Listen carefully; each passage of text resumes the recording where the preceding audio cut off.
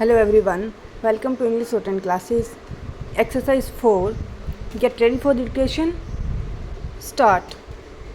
We choose this system of parliamentary democracy deliberately. We choose it not only because to some extent we had always, though on those lines previously, but because we thought it was in keeping with our own old traditions, not the old traditions as they were, but adjusted to the new conditions and new surroundings.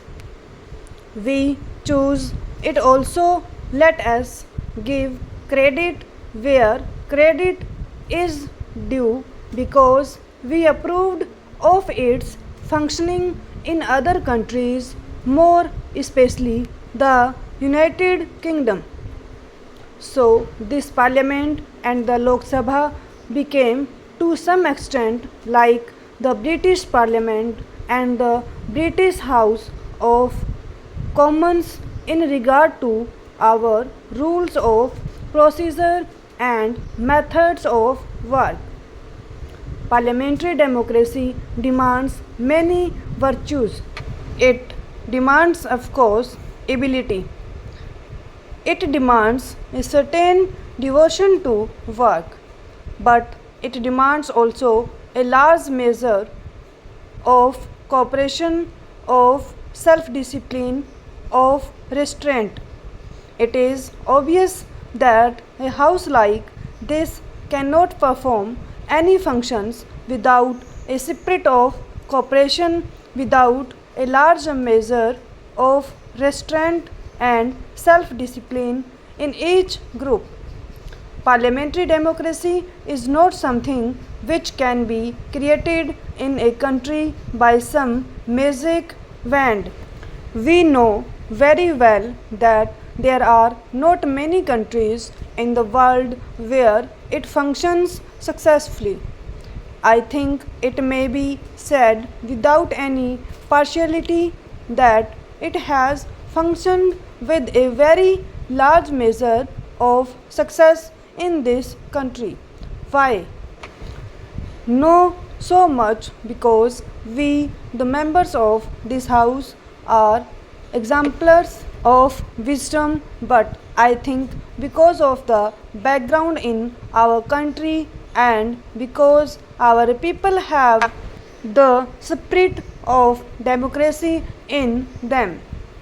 We have to remember what parliamentary democracy means more so in this time of change and ferment than in ordinary times. Even when the old order is good, it has to yield place to a new one. Last, one good custom should corrupt the world. Change there must be, change there has to be, particularly in a country like India, which was more or less changeless for a long time, changeless not only because the dynamic aspect of the country was limited, restricted, and confined by foreign domination, but also because we had fallen into ruts of our own making in our minds, in our social framework, and the rest.